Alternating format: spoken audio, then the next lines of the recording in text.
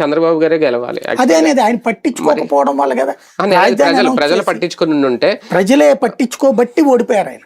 ఎందుకంటే మారుతుంది అనుకోరు కదా ప్రజలు. చంద్రబాబు నాయుడు అట్లా సాగదీస్తాడు 50 ఏళ్ల పాటు, రాజధానిలో ఫ్లాట్లు ఇవ్వలేదు ఇప్పటిదాకా అన్నటువంటి కోపంతో వేశారు. వేగంగా చేస్తాడు జగన్ అయితే. అలా అనుకుంటే ఇప్పుడు కూడా అవదు కదా మరి. 3 ఏళ్లలో ఇప్పుడు కూడా ఏమీ చేయలేరు.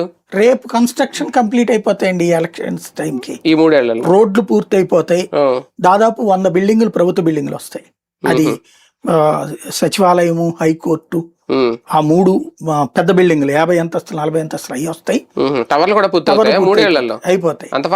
బాగా అవుతున్నాయి, శరవేగంగా అవుతున్నాయి. రోడ్లు కూడా బాగా వేస్తున్నారు మంచిగా. రోడ్లు వేస్తారు చూసాను నేను. అవి బాగా వేస్తారు కూడా, అయిపోతాయి. ఈ 3 ఏళ్లలో అవి పూర్తి చేస్తారు. చేసేసిన తర్వాత పబ్లిక్ లో ఏముంటది అది వాళ్ళకి కావాల్సింది.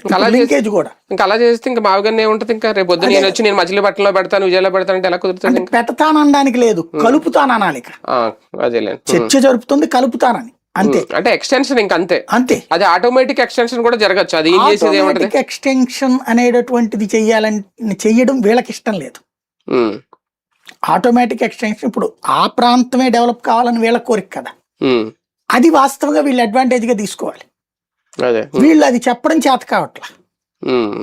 చర్చ జరగాల్సింది నేను చెప్పే నగరం పేరు మీద కాదు, లేదా 2 లక్షల అవినీతి కాదు, జనం